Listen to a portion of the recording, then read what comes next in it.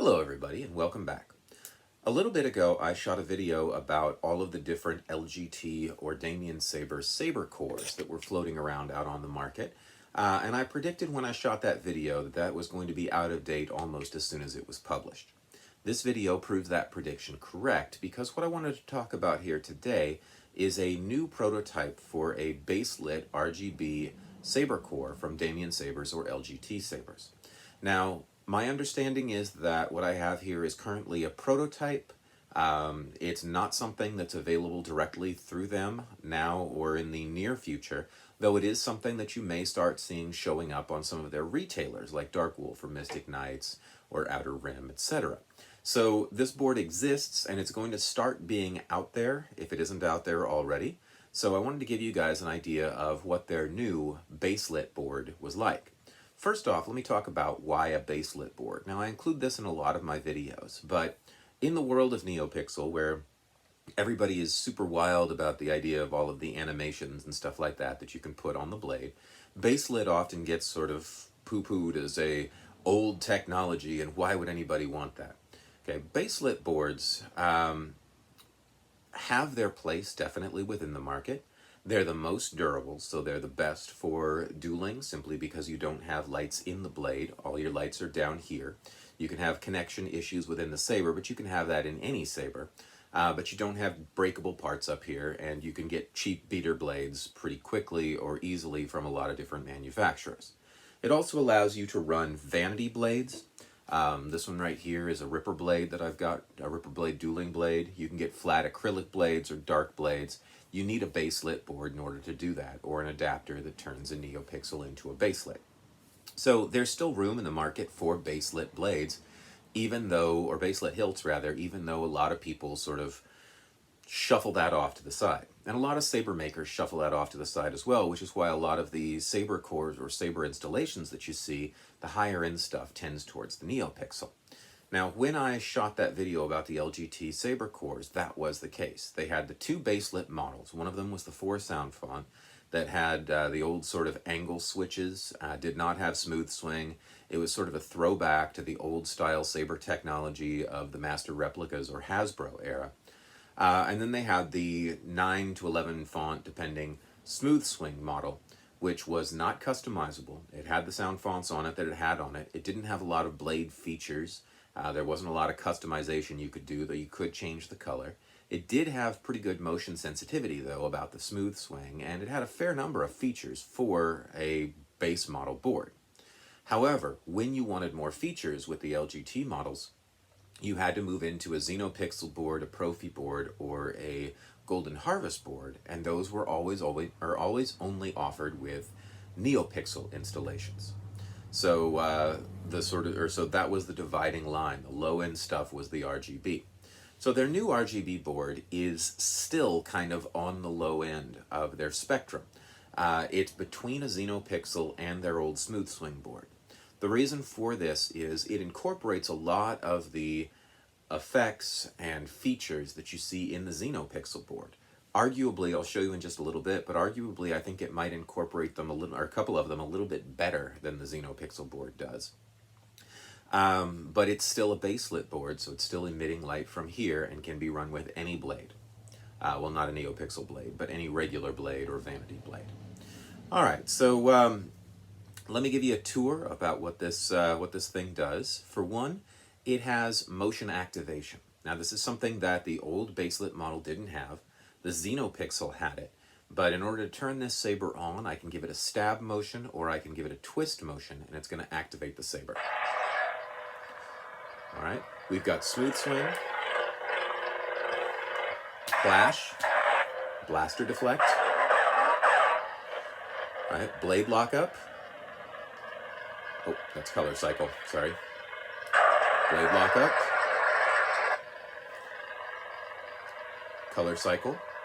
Now the color cycle on this, like with the old smooth swing, you have to wait for it to cycle between various blade colors, and when you find the one that you want, you click and it stays there. Alright, this one has a fast cycle and a slow cycle, so you can watch it fade and get exactly the right color, or you can cycle very quickly between all of the colors that are available. There's a large number of colors available, so the cycle is a little bit infuriatingly slow to sit through if you're looking for a color that you had just left, but it does give you a lot of options. Okay, if I turn it all, or leave the button down for a long time, it turns it off. Now, one of my problems with the old board was that in order to turn it off, you had to wait through all of the button pushes, so the off was a little bit difficult. It was a few seconds of holding the button down before it would actually turn to off. That's still the case with this one, but because of the motion sensitivity, I can turn it off with a double tap pretty quickly, a lot more quickly than I could with the button.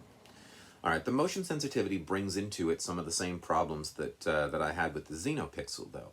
Motion sensitivity, or motion activation rather, can be overly sensitive, which means that if you're spinning the saber, you stop for a second and twist it the wrong way and your saber will go off. If you're carrying the saber around a convention center, you pick it up to show it to somebody and it might turn on without you wanting to turn it on. All right, so the motion sensitivity brings with it some problems in terms of everyday use or use out and about, but it's great for having it on the shelf and showing people, and it's pretty handy because it is quicker than the button push, and you don't have to be able to find it with gloves or whatever. So it has that motion sensitivity, or that motion activation, which is kind of cool. If you don't like the motion activation, one of the things that I think this thing does better than the xenopixel. In order to turn off motion activation on the xenopixel sabers, last time I looked at one, you had to load the SD card into a computer, go into the configuration file, and turn that off. This one has some presets on the board. The reason for that is it has no SD card, so what's on this is on this. You cannot change the configuration with a computer, you cannot add new sound fonts, you cannot take sound fonts away. So again, that's something that's a lot like the old baselit sabers. That means if you want that wacky Sailor Moon thing that they put on the NeoPixel or on the xenopixel, you can't have it unless they release, well, I guess there's no way to update this, so that wouldn't work. But while the saber is in standby mode, if I leave it through one flash, I can change the volume. Volume high. So volume high, volume low, and mute. All right, if I leave it through two flashes, I can change some blade effects. The 3 blade effects that are on this, you don't get as many as you get with a NeoPixel, obviously, because you can't do rainbows or gradients or anything like that. But you've got steady, which you saw a moment ago, unstable, which has this sort of variated, irregular flicker. Now, their unstable blade is actually what a lot of different makers call a flicker. And pulse. Now, pulse is sort of a fade in and out. It's kind of a fast pulse as opposed to a breath pulse. All right. Put it back to steady. Steady. Okay. If I hold this for 3 clicks. Motion control off. Motion control off. Now, the nice thing about motion control off is now it's all back to the button. I don't have to worry about accidentally turning it on or off. The bad thing about motion control off is now I'm stuck if I turn it on. In order to turn it off, I have to wait that long in order to do it. Motion control off. So motion control on and off gives you an option that I kind of like. You can turn it on and off on board without plugging it into a computer. Okay, for 4 cycles.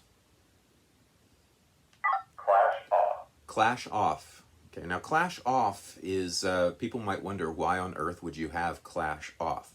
The reason for that is if you're doing a spinning routine or choreography, clash can trigger inadvertently. If I throw this thing up in the air and catch it, it registers as a clash.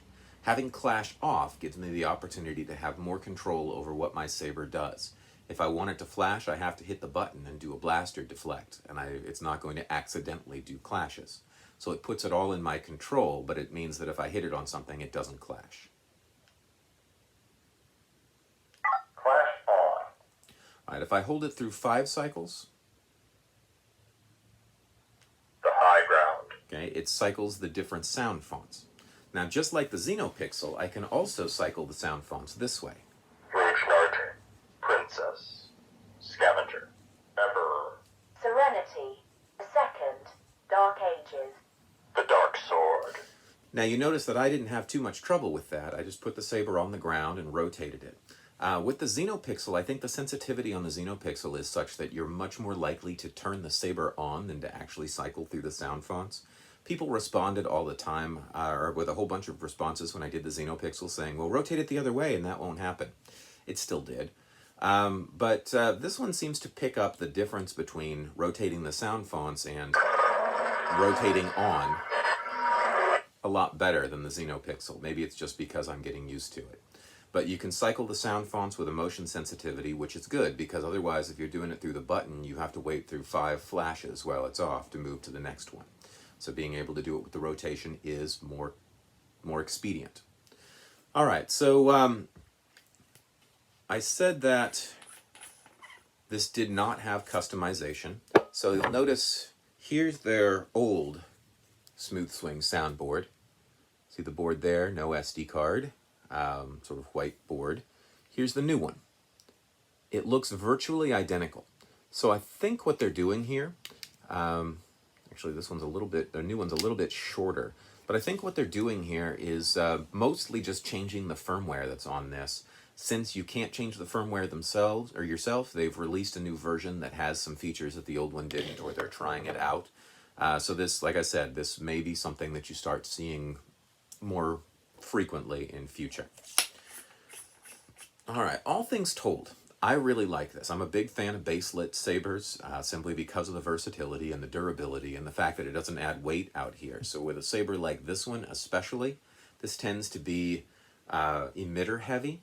So not having the extra weight of a neopixel blade puts the point of balance further back so that it's much easier to use down on the saber and your hand doesn't keep sliding up. So more realistic in terms of weight, better balance, more durability, and finally giving us some of the features that we had with, or that you had to switch to neopixel before to get in a baselit board. You'll notice it's also running their newer C-type USB connector as opposed to the older barrel that all of the other baselit boards were running.